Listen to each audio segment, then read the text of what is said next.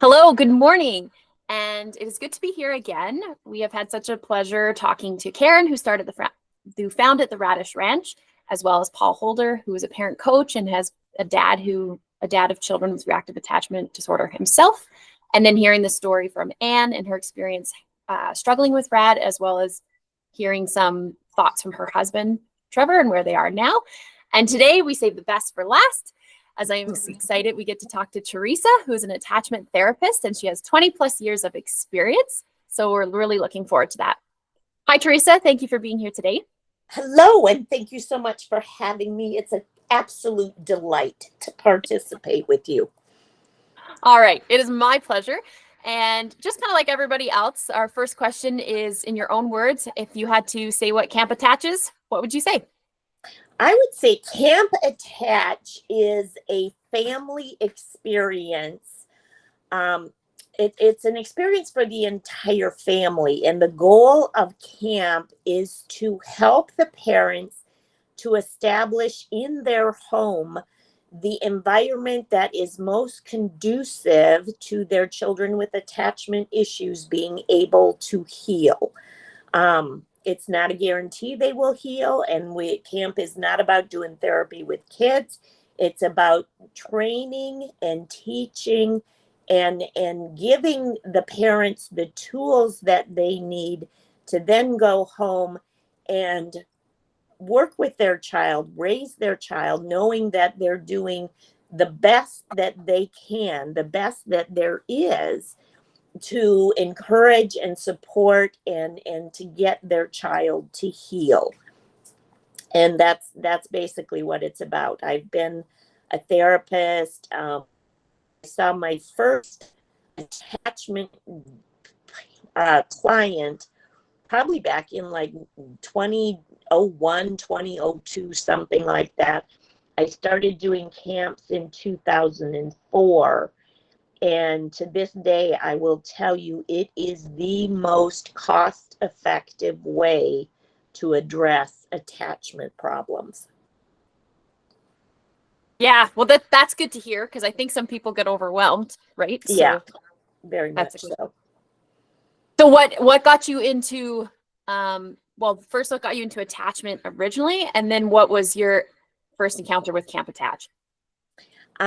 What got me into attachment originally? It was a God thing. It was not anything that I had studied or prepared for or searched for or hunted out or anything like that.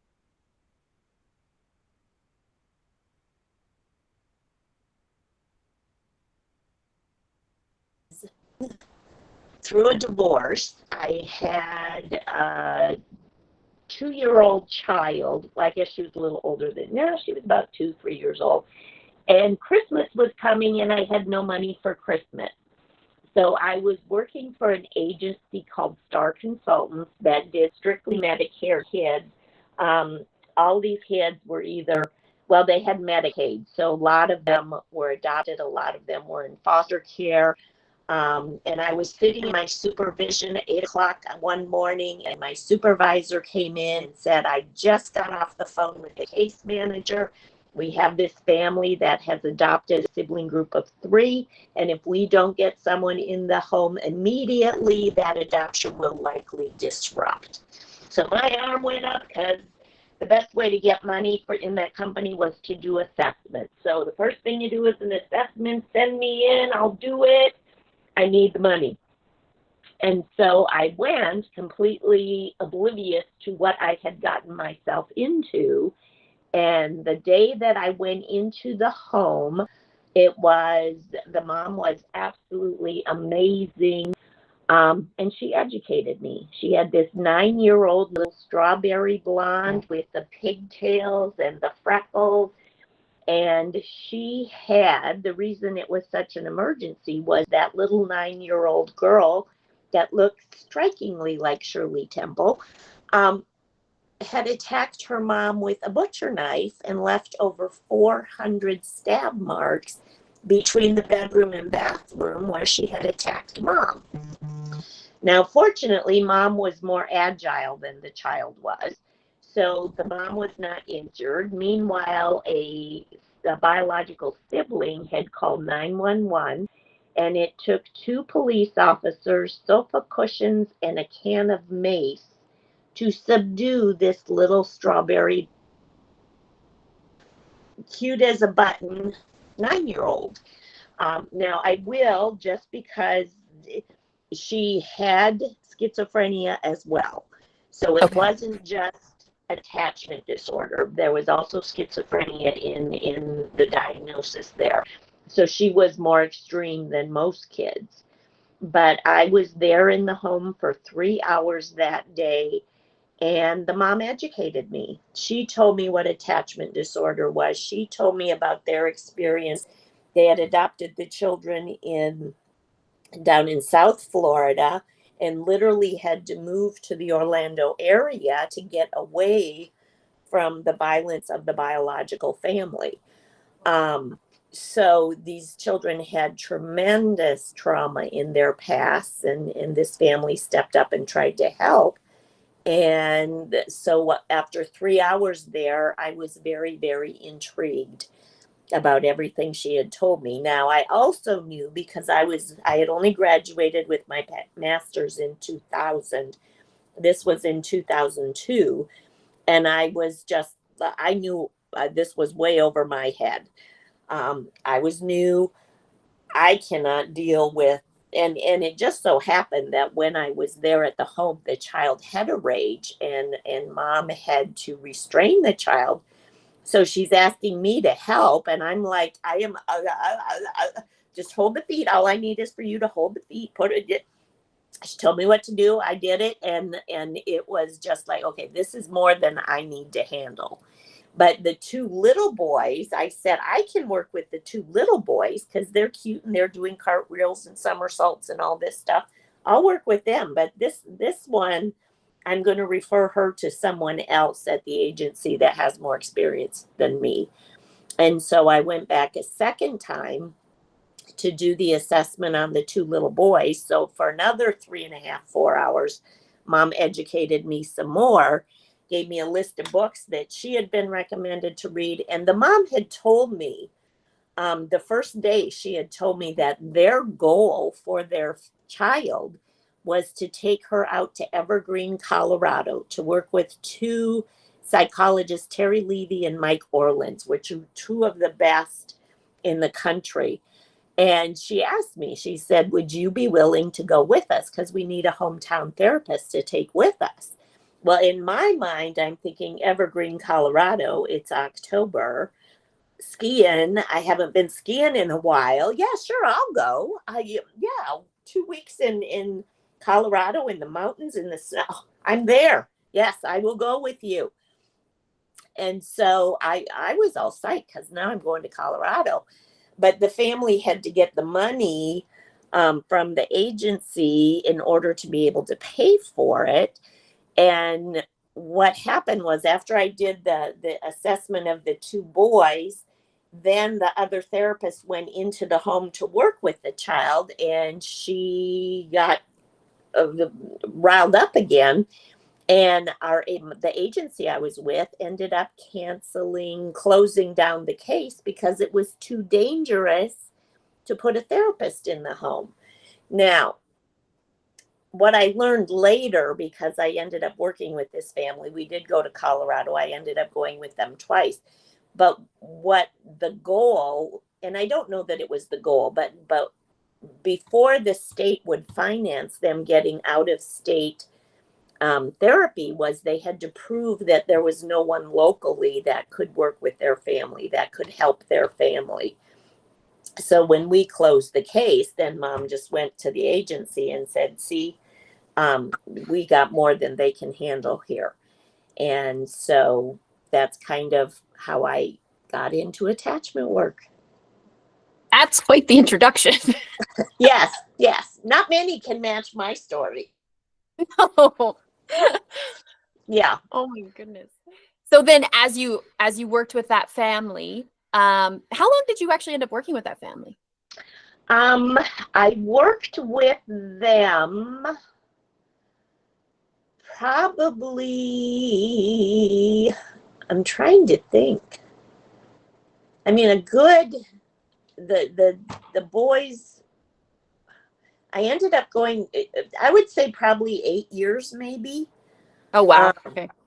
Until they moved out of the area. That's why I stopped working with them. But I ended up going, we did 2 intensives in Colorado. We did another one up in North Carolina with a guy by the name of Bill Goebel, who was actually the guy that trained me in attachment. Because after I had this experience with this family, I was very intrigued. I was very curious. And so I started reading, and I would go to any training I could find. And when I decided that this is the field I want to be in, it was like, okay, I need to get trained. And Yes. so I found Bill Goebel. He was here in the area doing a training for DCF, which is Department of Children and Families. And I just asked him, do you do long-term training? I said, I want to work in this field.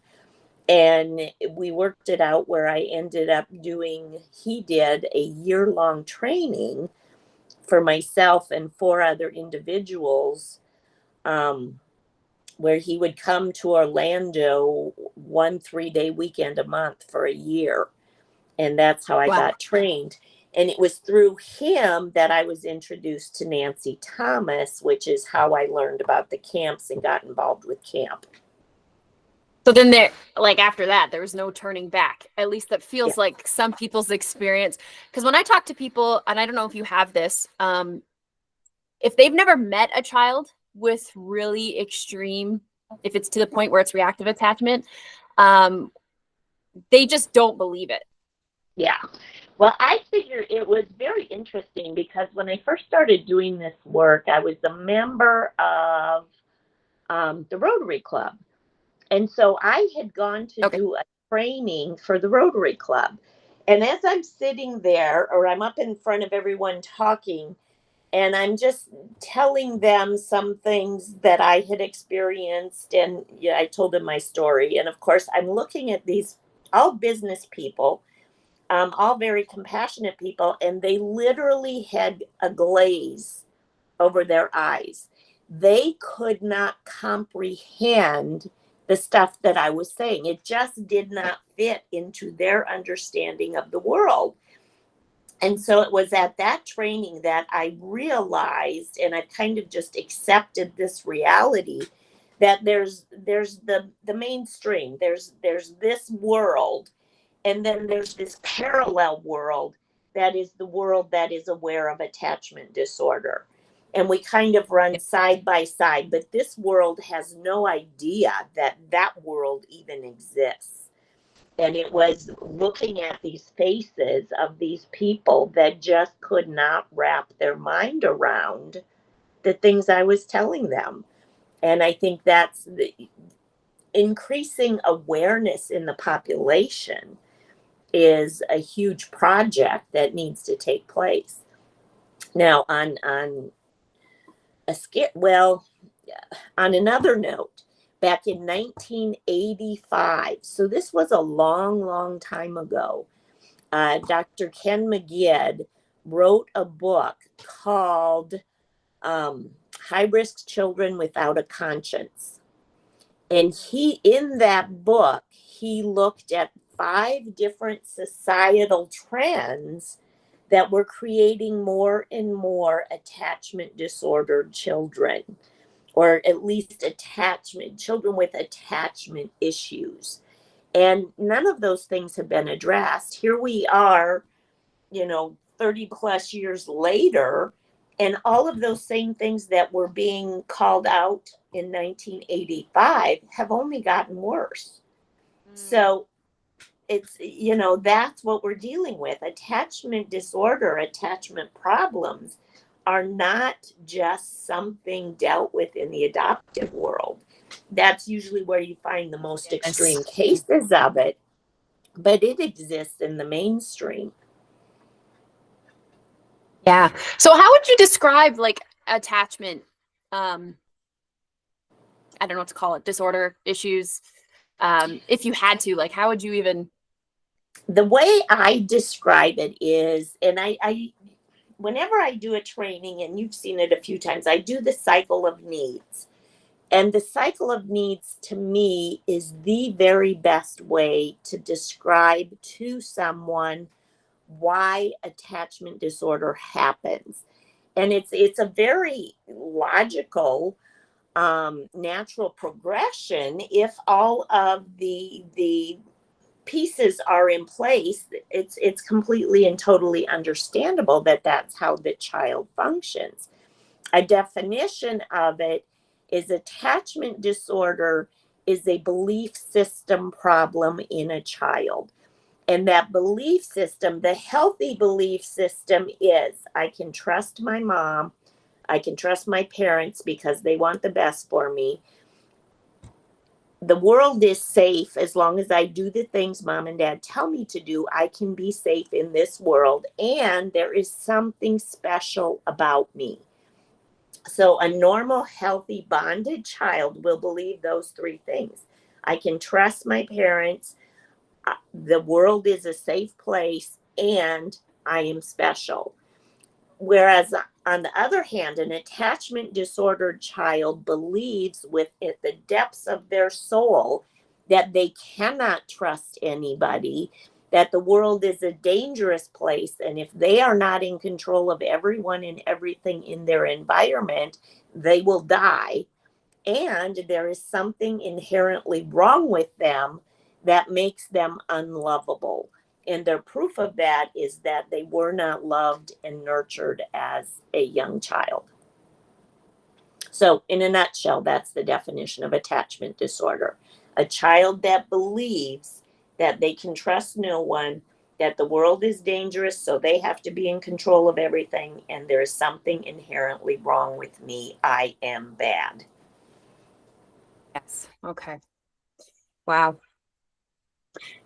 So there was a few people that I had connected with, and they either have, like, some of them, one of them is a mom with 5 kids who either been adopted or all have some kind of attachment struggle.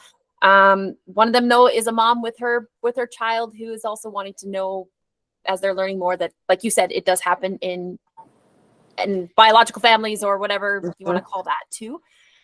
So I'm just trying to figure out which one we want to go with first, because they're all based off where we started with.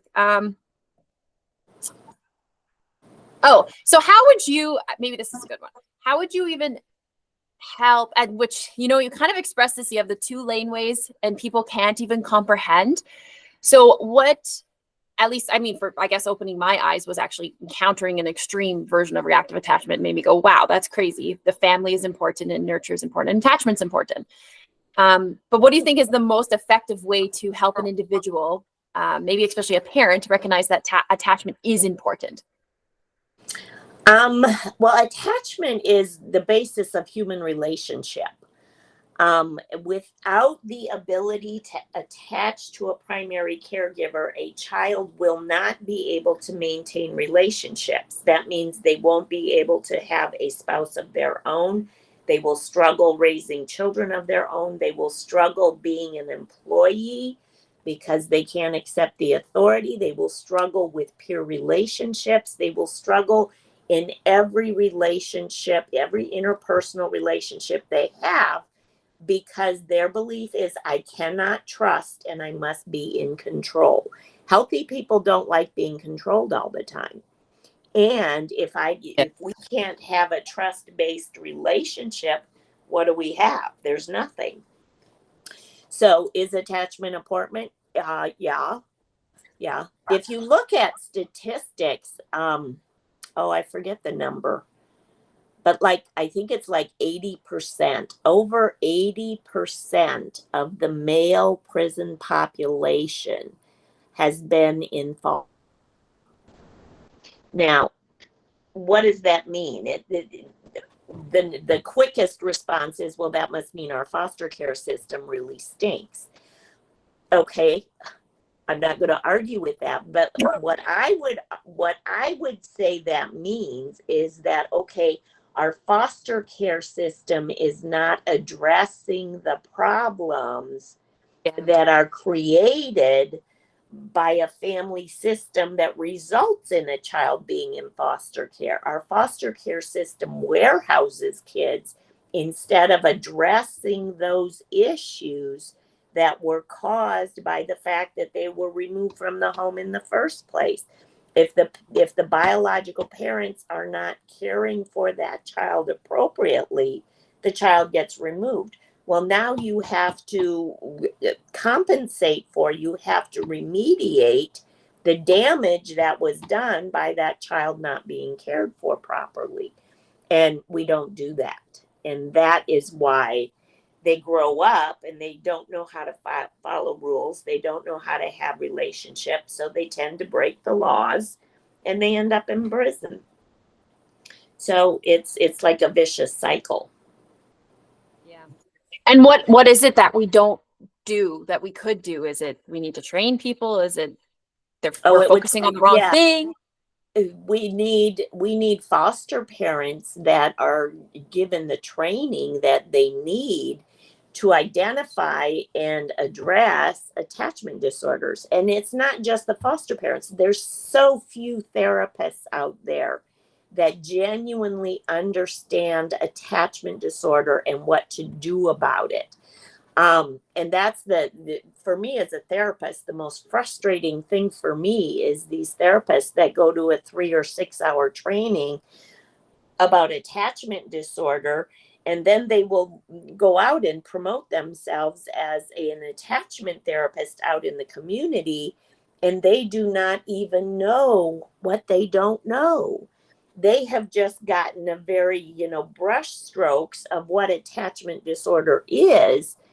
And in that short of a time, there is no way that they can know everything they need to know to help a family that's dealing with attachment disorder. Okay. So the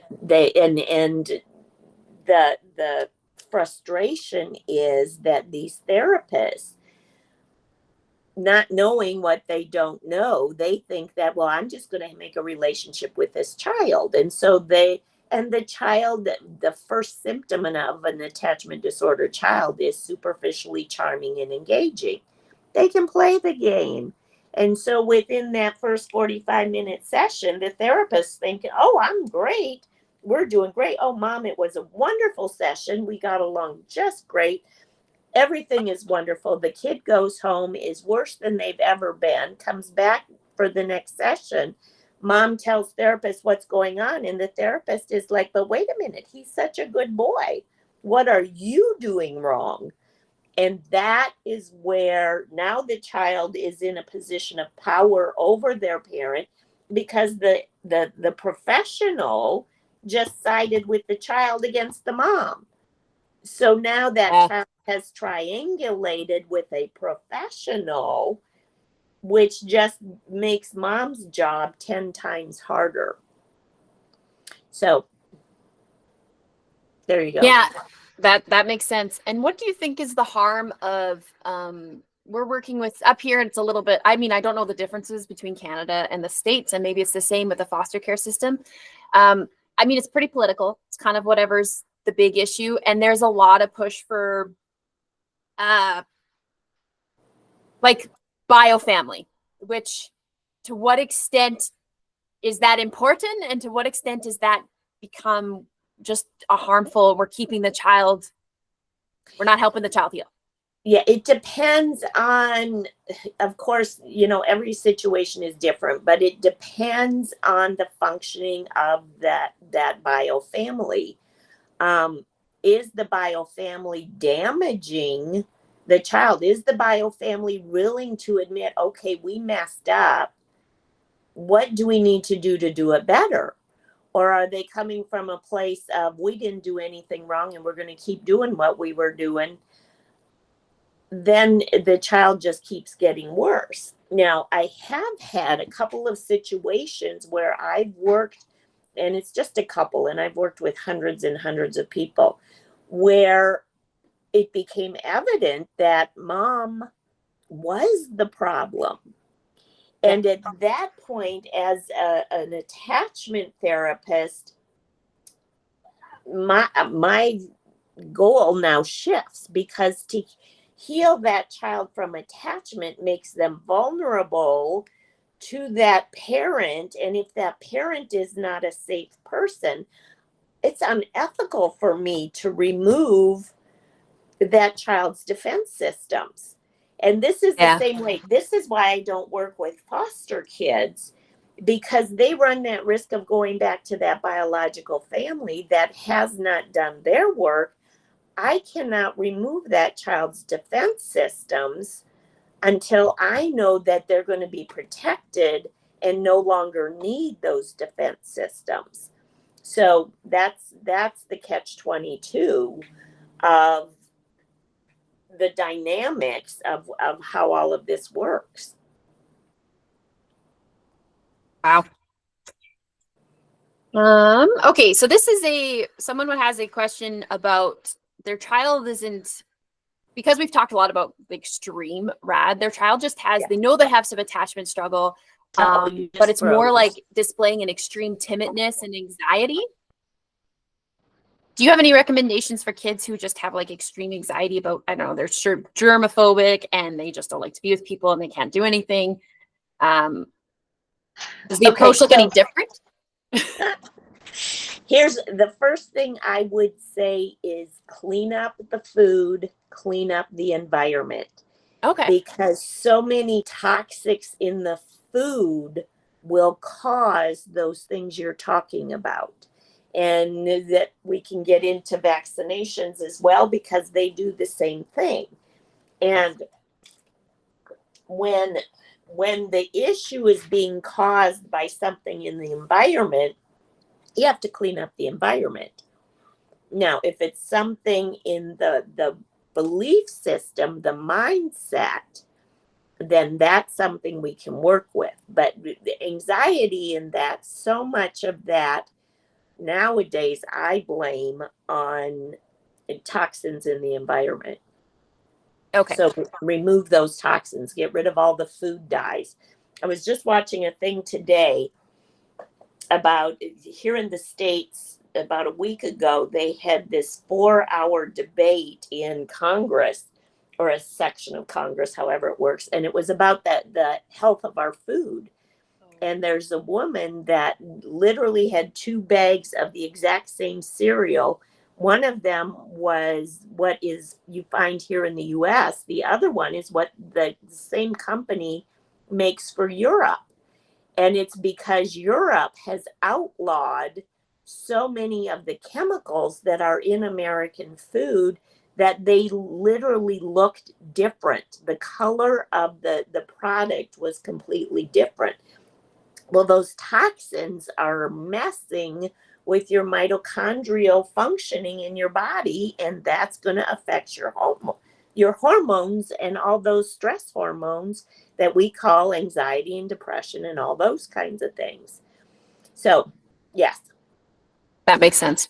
Because when you're working, like when you're working with families, I know you work on, like, I don't know what it looks like to help train the child, but do you also like suggest things that they do practically, like food, environment? Yes. So what do you have them change? You have to look at the whole, and this is why we say we're going to fix your home environment to have the best possibility of healing your children. That means these kids need to be outside in the sunshine and exercising. The more exercise they get, the better they sleep. If they're not sleeping, they can't function well.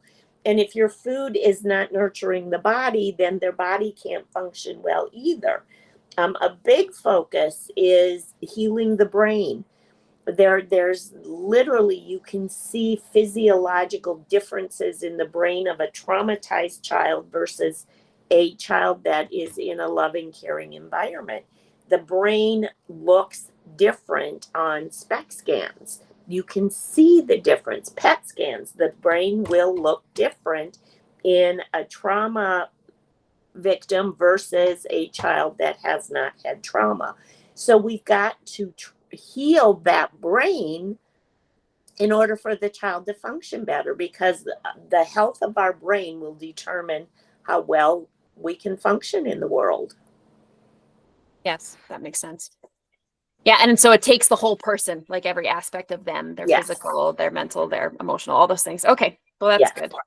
Um, and so one person was wondering about the difference of if they're how you would, and I know there is a little bit difference because I know we treat our toddlers at camp a little bit different than we treat our older children.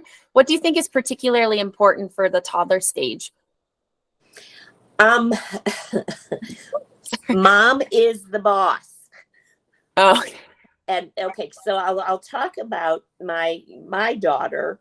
I have a granddaughter that is now 5, and I have a grandson that just turned 2. And my daughter is one of these.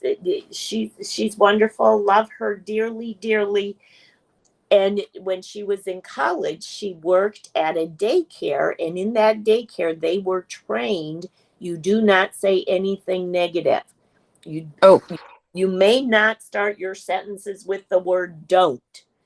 And so every utterance out of your mouth has to be a positive, encouraging, uplifting comment.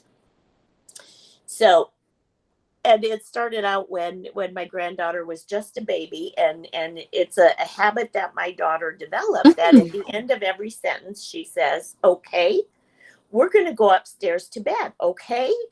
And you cannot do that, because when you say okay, it implies that the child has the final say in what you're doing, which makes them think that they are the boss.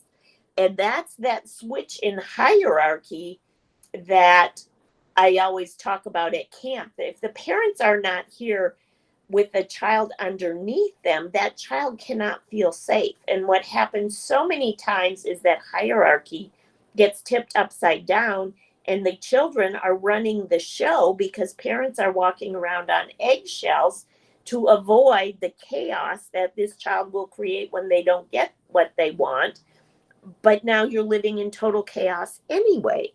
So we work real hard to shift that hierarchy so mom and dad are back up at the top so that the child can feel safe. And with toddlers, that's that second year. The first year cycle of needs is about developing that initial attachment. The second year, the terrible twos, is about acknowledging the child.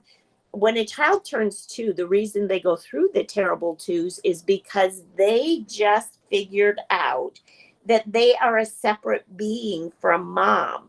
Up until that time, they do not realize, they are not aware of the fact that they are 2 completely separate human beings. And this goes back to why domestic violence is so damaging for little children, because if they see mom being abused, it's as if it is happening to them themselves, even though they may not even be touched. But the experience to them, they are experiencing whatever is happening to mom, because they do not realize that they are 2 separate individuals. So right around the age of 2, the child now realizes, wait a minute, I'm separate. I'm different. That's why you get the nose. It's like establishing this independence. You mean I can think for myself, I can act for myself, I can be myself. And that's where all the no's come from. okay. Yeah. So that makes sense. So I feel, and that makes sense with your daughter too, because even when you're working with children, you're kind of at a place where I was helping at a day camp this summer. And I mean, I could tell a child to do something, but I actually can't do any consequences. So if they don't, it's like, then you're like, oh, well, if you do this, I'll give you a blah, blah, blah, blah, blah. And so how is it a disservice to the child's overall well-being to always like saying, okay, like as in asking for their permission to do what you told them to do? Are we disserving them? Because they don't realize, they cannot develop that sense of safety that someone is here and will protect me because I've got the final say. Now, I will say that has not been my my daughter's family was down visiting me one time when my granddaughter was 3 years old. And my daughter and I were sitting in the kitchen having a conversation, and the 3-year-old from the living room looks over and starts hollering, "Mommy, mommy, mommy." And my daughter said, "Just a minute." And she just kept going, "Mommy, mommy." And she finally goes, "Mommy, I'm talking to you and you have to listen to me." Out of the mouth of a 3-year-old. Now, that's something she had learned from her mom, because that's something her mom would have said to her. And she just took it, and she saw herself as having the authority to speak to her mother that way. Now, unfortunately for her Nana is a attachment therapist, so we had to go out by the pool and have a little session to reinforce to the child that you are just a baby and your mommy is the boss, not you. And she struggled with that whole idea of not being the boss.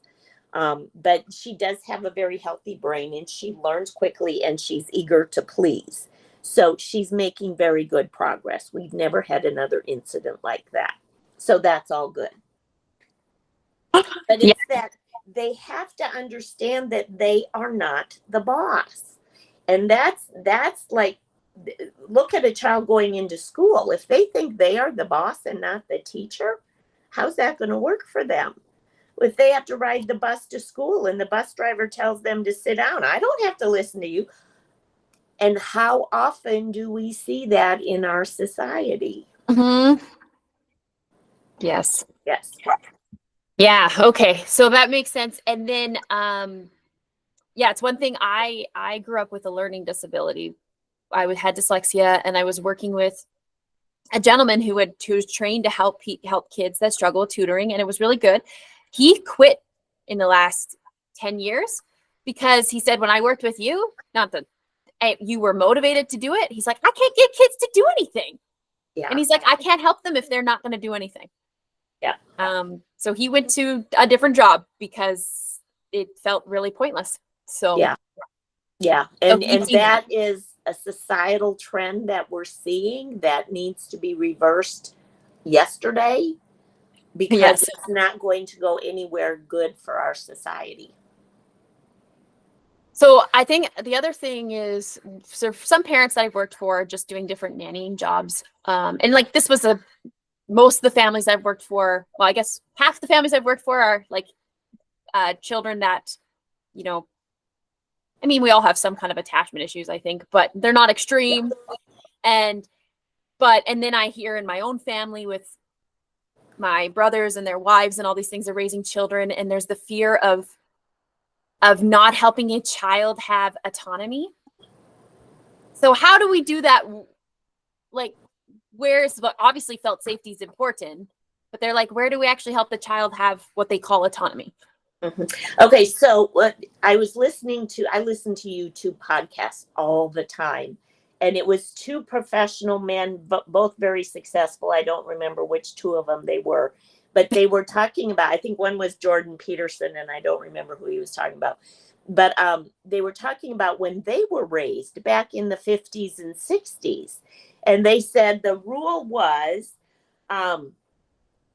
the parent would never do anything for the child that the child could do for themselves. And I thought, that is so big. And I don't remember what the second one was right off the top of my head.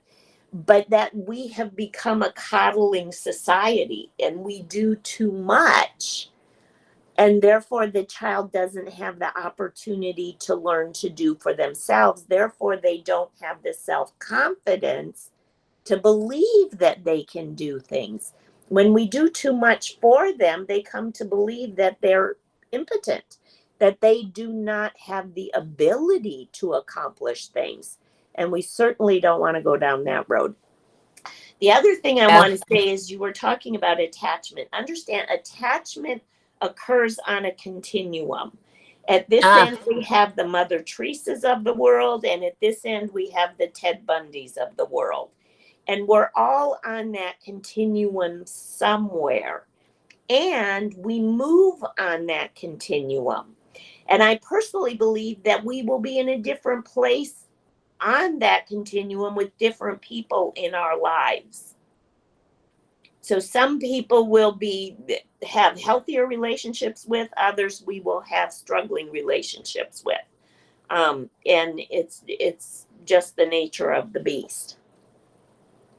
And of I mean, that course, makes our sense. severely attachment disordered ones are down on this end of the spectrum.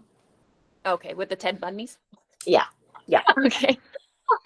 Yeah. Yes. And also, like you're saying, because I think this is just the human experience. Like, I have really good relationships with some people, and some people I'm not. Like, some people I'm really confident with, right? I can be more myself and make decisions, and then other places I'm like indecisive, or maybe I'm hard, or maybe the other way around, where I'm harsher and mean. But, yeah. And that's just part of the human condition. I mean, we relationships, and this is another thing that people need to understand. I've had children that are staying at Miss B's place. It's Heart to Heart International, and it's basically a boarding school for attachment disordered children. And I had a mom that brought their child in short term, and she told me, but we're bonded, we're bonded, we're bonded. We have a wonderful relationship. And that child was there for over 3 months and never once brought up her family. No, you're not bonded. I think, and this is the thing, a true attachment relationship is reciprocal.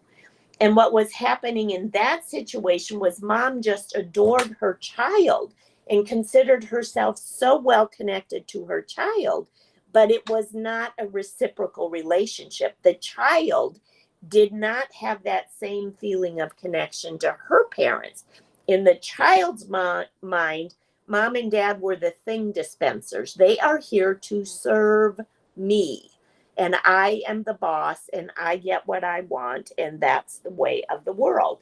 That is not a healthy relationship. That is not an attached child. Mom might be attached to the child, but that child is not attached to the mom. Yes. So, if I was going to go back like to the toddlers and the autonomy thing, so it's simple things like, I mean, there's lots of things a toddler can do, that we don't have to do for them, but that we do for them that would help them with their autonomy and their confidence without making them the boss. You don't have to ask for their permission. Right. Teaching a child how to dress themselves. Now, when you've got a 2-year-old, they're not going to be able to put their shirt on and button it, especially if it goes over the head and all this stuff. But you teach them to cooperate, and then gradually let them, as they get more coordinated, you let them take on more and more of the task so that they are learning and they're feeling like they're accomplishing. Okay. Yes, that makes sense. It's funny when I'm reading other people's questions, because then I have to think more about it. Oh, this question I love. How can we recognize attachment wounds in our own selves? And this is coming from a mom who's all of her children are, well, she's adoptive, most of her children. And I thought that was a great question. That's self-awareness and just knowing and questioning. My work as a therapist with these children, God has given me this ability to kind of know what the children are thinking, simply because all children with attachment disorder think the same way. So I just know how they think. And I really, over the years, have come to the conclusion it's because I have my own attachment issues. So my mind thinks the same way that theirs do. Now, when I first started doing this work, and I don't remember how long into it, but it had been several years, I finally realized that I am God's attachment disordered child. I have trust issues, and I think I can do everything by myself. I don't need your help. That's an attachment disorder symptom. So once I grasp that's in that parental relationship, I am a rad child. Yes. So once I grasp that, it's like, oh, I've got this. Yeah. Yes. Yeah, that makes sense. Okay. So then part of it is an awareness. So then when you have the awareness, what do you do with it? Probably Self, looks different. yeah. How much are you willing to do? And now, I'm an introvert by nature. Okay. Okay. So I can sit in my house and not go outside for days on end. I mean, these hurricane things don't even faze me because the worst thing that's going to happen is I won't have AC. Okay, fine. Um, so you got to know your own nature. Extroverts struggle more with this than introverts do, I would imagine. Mhm. Um, and what was your question? Because my mind just went off into 43 Oh, different places. yeah, How no, do that's we, okay. what do we do about it when we have it ourselves? Yes, and you're aware that you've got it. Yeah. And it's just, I mean, this is life. And I tell all my clients think that, okay, when I'm done doing therapy, I'm done working on myself. No, no, Oh, no, no, no, no, no, no, no. We are always forever working on ourselves. That's part of what it means to be human, and just figuring out what it is you want to work on in yourself. um yes. what are the quality of my relationships? What do I need to do to improve the quality of my relationships? And sometimes it's just keeping my mouth shut and listening. That, and it's all personal, and you Yes. have to decide what you want to work on for yourself. Well, and then it's funny that you mentioned the relationship with God, because if he is the ultimate authority and he's set up in a natural context to reveal to us his supernatural context, right? We see the family, but there's some kind of that also supposed to represent our relationship with the Lord. And he is the perfect father, but yet we have this sense of, yeah, when you said, I feel that too. I have this lie of I have to be self-reliant, I have to be self-sufficient, and it totally sabotages my capacity to experience freedom. Yes. And one thing I find really interesting and this is something just observing camp, especially the first time, I was thinking about the story of the Garden of Eden. And God comes into the garden after Adam and Eve fall. And the first thing he says is, where are you? Or whatever, something like that. And at camp, the first thing we ask the child is what happened, but we don't ask them because we don't know. We ask them because we do know. And it's not like God didn't know where Adam and Eve were, but he gave them the opportunity Yes. to say it themselves. To tell the truth, to be honest, and take responsibility. Yes. Yeah. Yeah. And it's so, yeah, and that, which is, it was such a different way of going about it when I went to camp the first time, because it's like, oh, I can go to the child and I only approach them on stuff I know. Otherwise they'll probably lie to me. And they're really good at it. Yes. Yes. But then I get to affirm something instead Yes. of just like Well, and this is probably the biggest struggle that parents have, because we as parents, conscientious parents, want to be a good parent. yeah. And our first responsibility as a parent, a lot of us feel, is to teach our children. So how do we teach? We teach by talking. And with these kids, that is the worst thing you can do, because they're only going to hear about the first 3 to 5 words you say.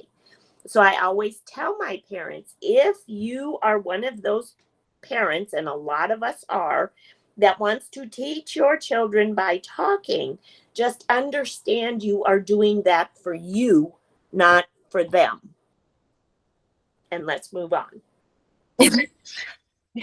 Yes. Awesome. Okay. Just want to make sure I got. Yeah, so I guess this is kind of I feel like we kind of answered this question. It was just, what was the best way to make attachment repairs? To provide that environment of safety, and you've got to balance nurture with structure, meaning I am the boss, you are the child, and I support you, but I'm not you're not going to walk all over me. So many parents feel like this is their relationship with their child. And you can't move forward if this is the relationship that you have. What I do, I'm going to do this. Your job is to come up under them and help them move forward. Even while they're doing that, you just don't resist them.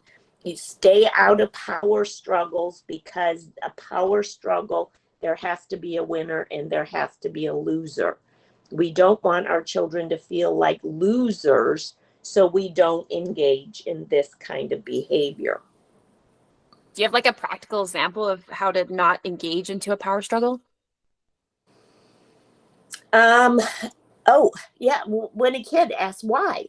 Why they're fishing for this? Why do I have to do that? And I don't respond to why. I just say to them, what did I tell you to do? Yes. And you Yes. repeat that like a broken record until they respond with what you told them to do. So I guess they'll figure out that why is not working for them. Exactly. They're like, Exactly. yes, that makes sense.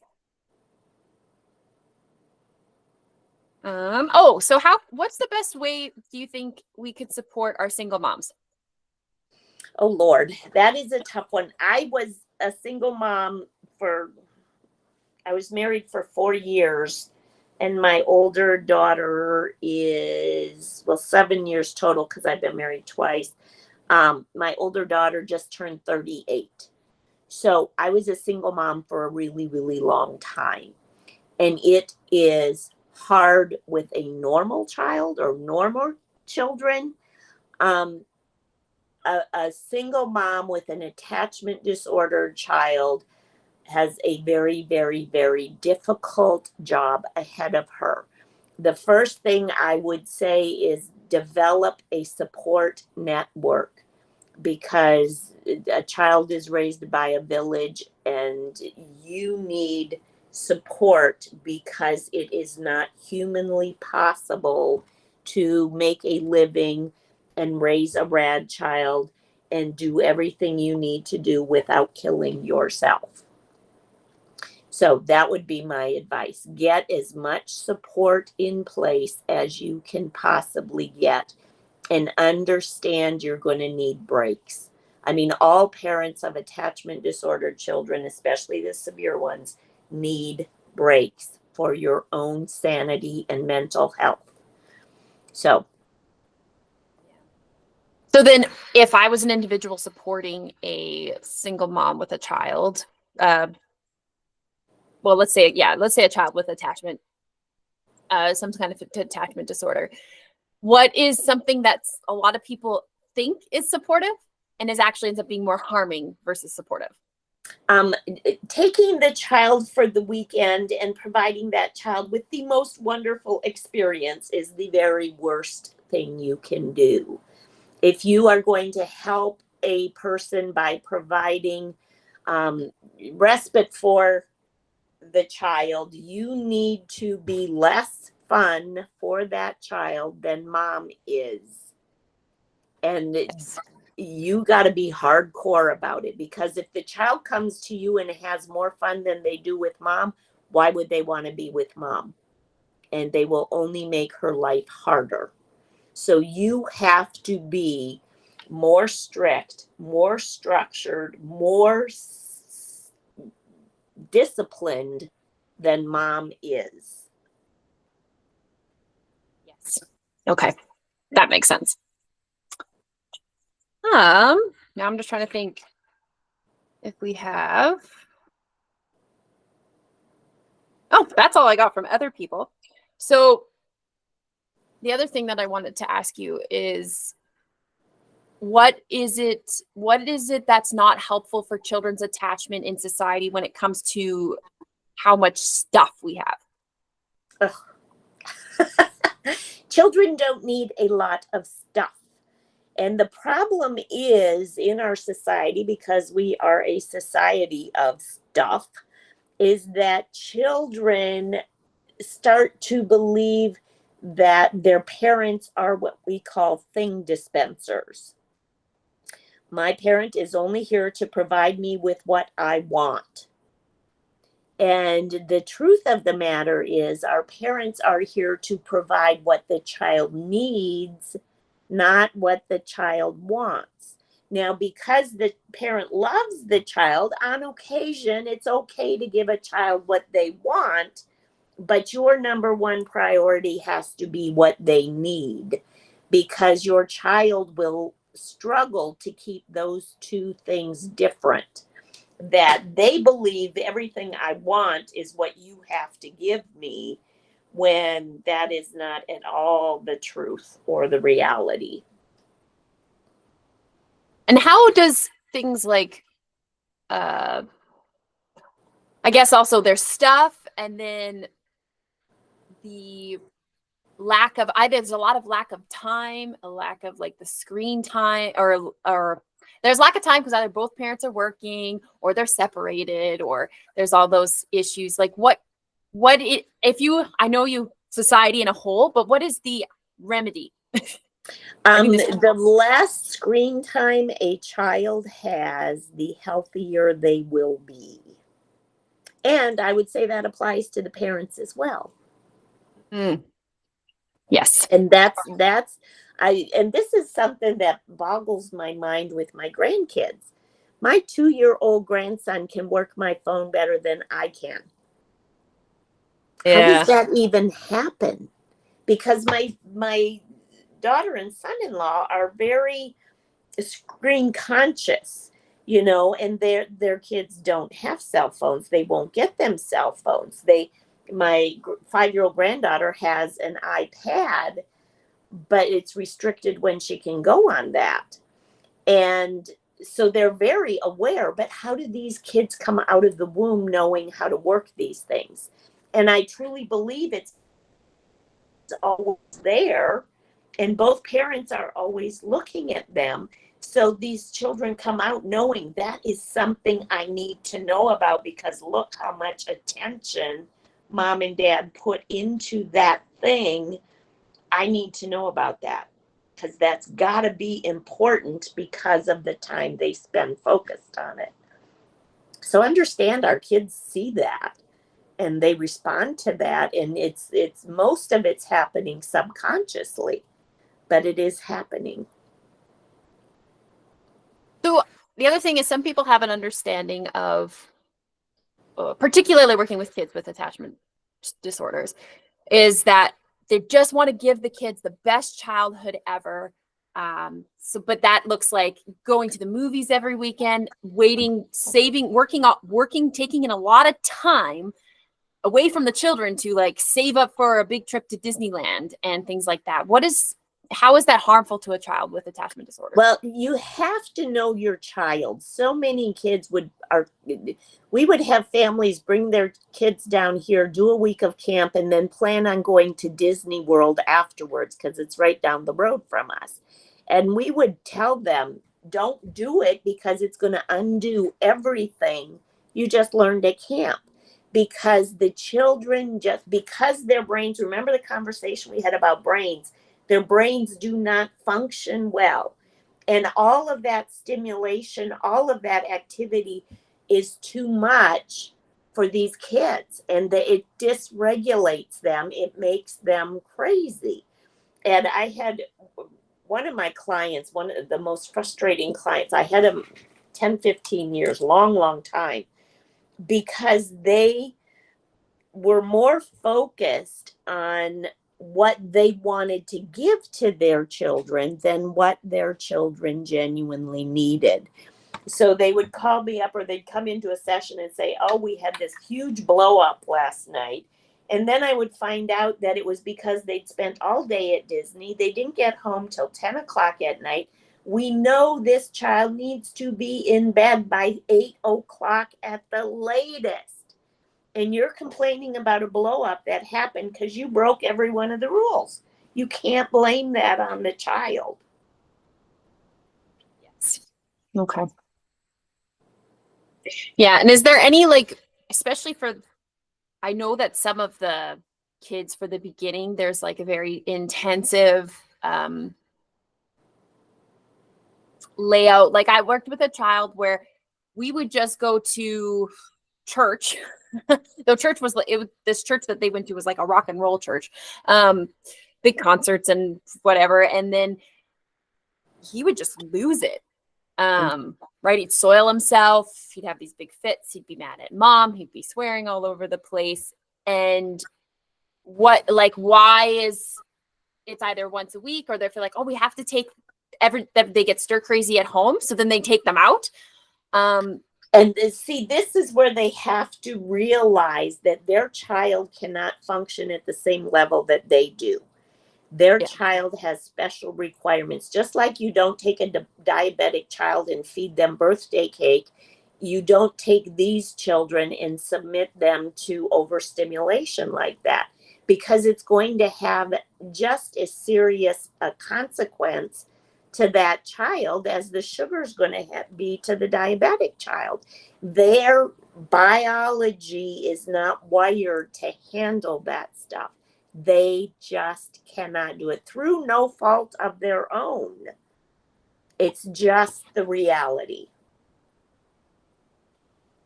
And so when people hear stimulation, I feel like there's a big emphasis on stimulation for infants and toddlers, but it's very with a lot of, like now there's a lot of toys or they have to feel and touch everything. Is that actually helpful to the child? With a normal child, yes. Okay. With a child that had either in vitro damage, drugs, alcohol, that kind of stuff, even biological children that come through a very difficult delivery, they can be impacted.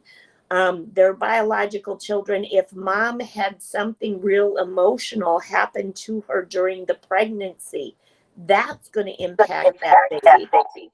And they have to realize and they have to be aware of their child's capacity to take in stimulation as well as to give it out. If your child is getting all wired, it's usually because of overstimulation. What is going on in the environment that child cannot handle? I worked with this family that was foster care for these two twin boys, and both of them had extreme issues. One of them was more neurological, the other was much more behavior based. But I went to their house one time and I just said, show me their bedroom. So I go in their bedroom and they were Florida Gator fans, the biggest of the big Florida Gator fans. And this bedroom had a bright orange wall, a bright blue wall, a bright orange wall, bright blue. And I literally stepped into that bedroom, stepped back and shut the door because I was overwhelmed by the intensity of those colors.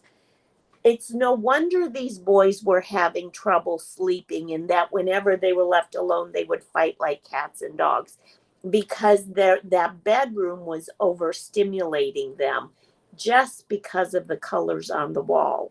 And these are the things that we have to be very aware of, because you're shooting yourself in the foot if you're trying to heal your kids, but you're exposing them to something that they just cannot process well. And then what's the other thing? So this I'll hear a lot. Pretty much any child that we have that's, if working in foster care, it's pretty rare to have a child with just an attachment disturbance. They'll have FASD and they have exposure to drugs and they have all this. And so a lot of people go, oh, but they have FASD or fetal alcohol syndrome disorder, so they can't. There's nothing we can do for them. Fetal alcohol stuff is bad stuff.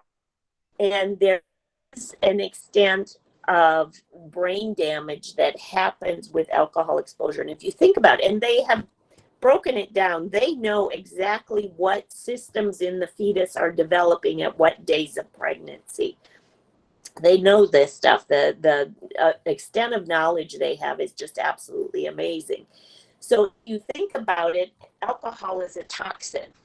So when you drink alcohol, that system that's developing today is going to be impacted.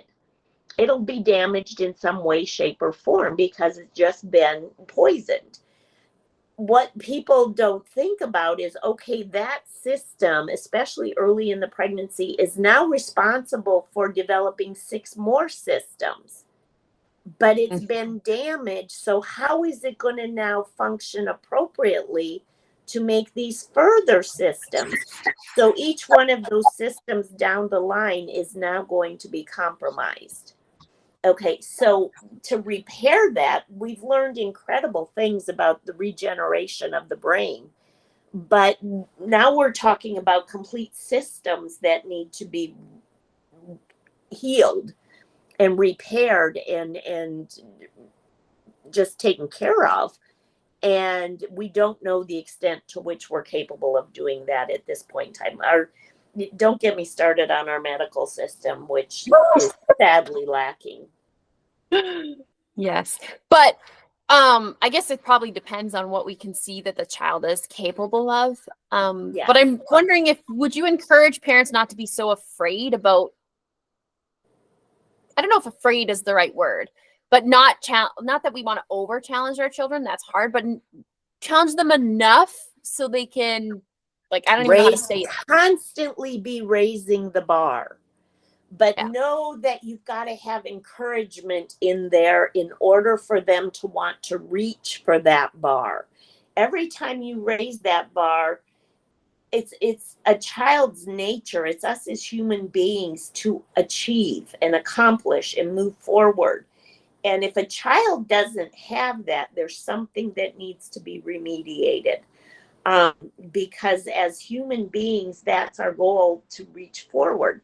Now, and it's interesting because when you talk about nature, there isn't a tree out there that doesn't grow as big as it can possibly grow, given what it's given. Animals in nature don't just lay back and say, well, I don't think I will do that.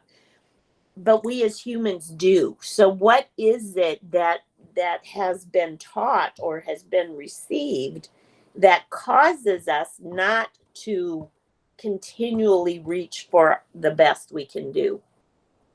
And you want to encourage that and foster that, to get your children, and this is with normal kids as well as attachment disordered kids, because more likely than not, they're capable of doing more than you think they are.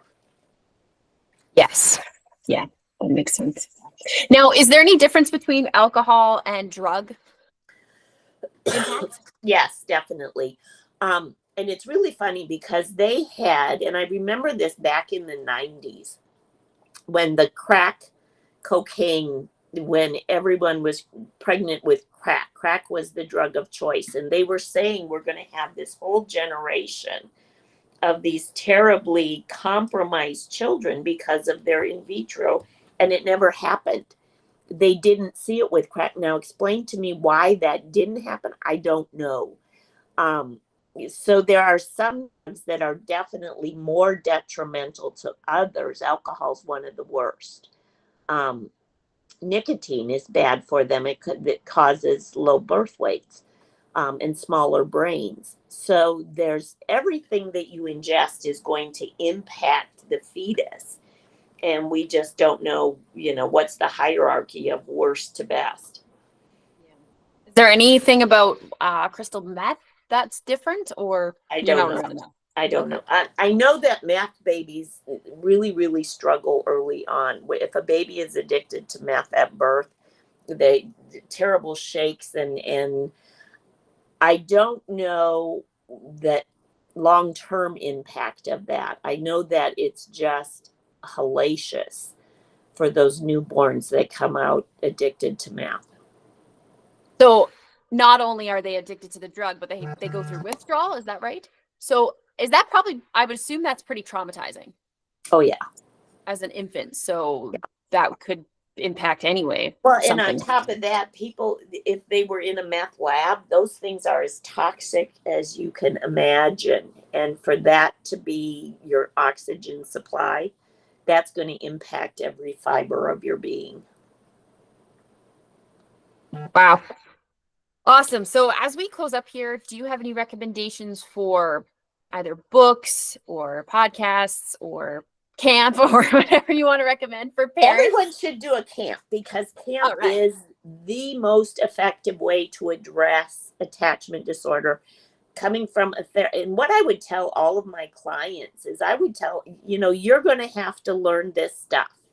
You Yep. can pay me my hourly rate and I can teach it to you, or you can come to camp for X dollars and live it and learn it and do it for a week with all the support of all these people that understand and know it.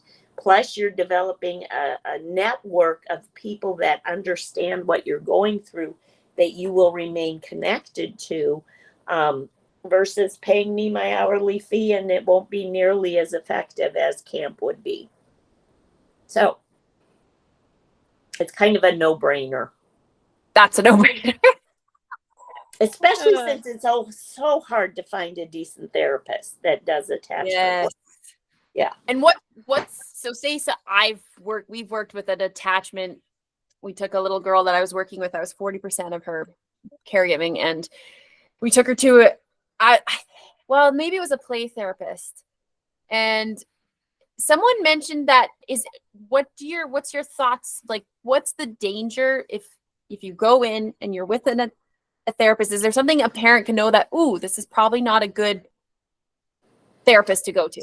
Okay, first thing to look for, and we tell all parents this, if the therapist is not willing to have you participate in the session in some way, shape, or form, meaning when I had my office, I had a camera set up and the parents could see everything that was said and done between me and the child.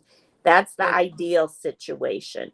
The next best is that the parent sits in on the session. Because what happens is, we all know our children lie, and they get in there and the therapist doesn't know the extent to which the child lies. And if the therapist isn't debriefing with mom without the child present afterwards, then the mom has no clue what's going on and the therapist has no clue what's going on, and that's completely ineffective. What I will say about play therapy does not generally tend to be effective with attachment disorder, because in play therapy, the child is the lead. And the child will not go to the places he needs to go by choice. So if you are in a therapist-directed play therapy, that could work. But if the child is directing it, then you're wasting your time and money. Yes, that makes sense. Okay, so that's good to know. And what is it that's ideal about having the parents watch with a camera versus being in the room? Because the child will say things to me without their parents being there that they won't say if their parents are there. Because the child doesn't know the camera's there. Is that correct? Well, the camera's right there. They can see it. And there's even a light that says the camera is on. But I don't volunteer the information that mom and dad are watching in the other room. Now, granted, there's a big TV in the other room, and the bright ones figure it out real quick. Yeah. So but that makes sense. So then you're still working as a team, but you have the advantage of the child maybe letting out some information that they wouldn't if mom and dad were there. Well, and I learned this real early on, because when I would do an assessment of a client, I had a form called a RADQ, and I would have the parents go through. It's just a behavior checklist primarily. And the parents would go through and answer it. And so I'd sit down with the child and I'd say, mom and dad have filled this form out. I want to see if you agree with the things that they say. And I would just read the question, and I wouldn't ask the child to rate it, because the parents would rate from 1 to 5. The child, I would just say yes or no. Do you do this? And I would read them, and I would get upwards of 80. in the child's answers. And the thing that amazed me so much is I could literally hear the parents in the next room gasping when their child admitted to the things that they were doing. So it was the parents were dumbfounded. So that leads me to believe that if the parents were in the room, the child would not have told me what they told me without the parents being there. Yes. Okay. Yeah. So do you recommend any books for people to read? Yes, probably the number one book I would recommend is Daniel Hughes's book, Building the Bonds of Attachment. That's the book that really helped me understand. I didn't tell you the part of the story that I started working with this family and I only worked with them I went the 2 sessions to do the assessment, and then we closed the case. Well, for 6 months, I read everything, went to every training, collected volumes of books. After 6 months, I was reading a book by Terry Levy, who was one of the guys they wanted to go see. And in that book, Nancy Thomas had written a chapter. So I'm laying in bed on a Saturday morning reading this book, and I get to her chapter. I'm a page and a half into her chapter, and I'm literally feeling nauseous. And I'm like, what the heck? So I put the book down. I'm like, what's going on here?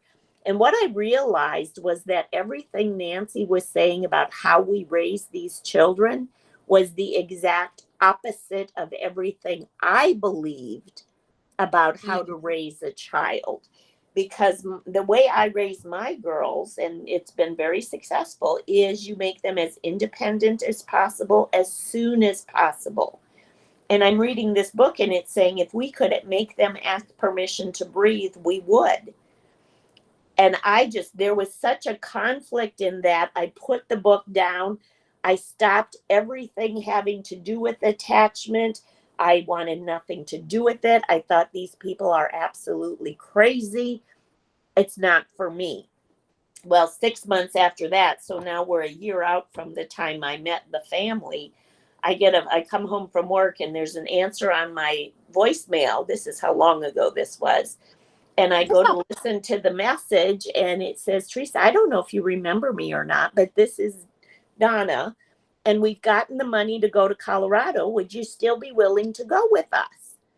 So I'm thinking, wait a minute, those are the crazy people, but there's snow in them thar mountains again. And it's been even longer since I gotta go skiing. So I went, and on the airplane on the way out there, I read Building the Bonds of Attachment. And you need to know I'm a slow reader. And the only reason I was able to read that book was that it's written like a story. So it was an easy read. But at the same time, it was so clarifying about what is going on with working with attachment disorder. By the time I was done with this book, I understood why Nancy wants them to ask permission for everything. And it's because we have to redo that first year cycle of needs, but it's so the children have to be able to depend on us to meet their needs. But now they walk and talk and all that other stuff. So we need them to be asking permission so that we can grant permission in order for that need to be met. So once I understood that, it was like, okay, they're not as crazy as I thought. And that first day at the therapist's office, I just told them point blank, I'm not so sure I believe in what you're doing here. In fact, part of me thinks you're a little bit crazy. But I'm willing to learn and I'm willing to listen. They said, that's all we need. Come on in. And they gave me tapes that they had done, trainings they had done for the years for my drive up and down the mountain every day. And that's how I got into this. Wow.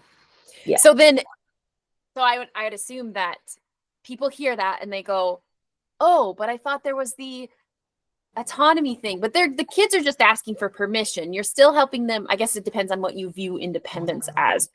So how is that? What's the difference between they're asking for permission for things, but they're still growing in It's figuring things out and doing it that themselves. that you have to impress upon them that I can meet your needs so that they can develop that trust. And so once you've granted them permission that you can trust me to make sure you have what you need, and now let's see you do it. I've given you the permission, now go do it. Yes. Okay. And this is another thing too. I think a lot of people, they hear about modeling for their children. So a lot of people do that by saying please to their children. But what's the harm of that, and what's the better way to model it to their kids? You cannot, when you've got an attachment disordered child, the only time you use please is if your child is doing you a personal favor. Because if you want that, I want you to go clean your room. Every time you put a please on there, it's just like that okay thing that my daughter would do, because it implies that they have the option to say no. Yes. And we don't want to set them up to fail. So we just remove that option. So then, and then why is it important, especially if it's like a mom and a dad, what's the most important thing they can do as a team to help direct their child? Don't let the child get between you. Don't let them triangulate. When the child comes to one parent, you say, I'll have to talk to your other parent and get back to you. Because that way you can make sure that they didn't already get a no from the other parent, and now they're just fishing for the answer they want and setting up that divide between parents.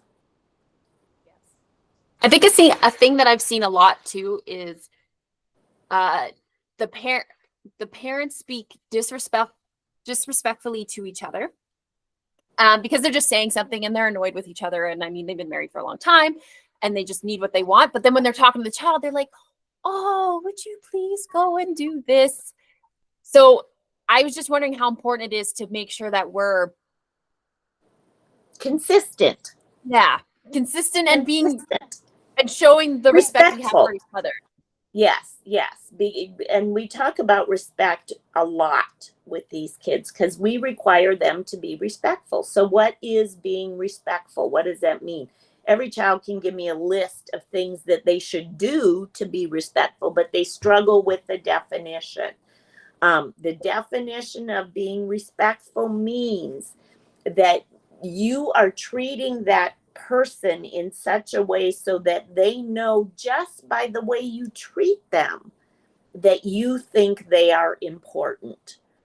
So are you treating your spouse that way? Are you treating your children that way? We need to be respectful of our children just as we want them to be respectful of us. That doesn't mean we spoil them. It doesn't mean we just means that we are respectful to them.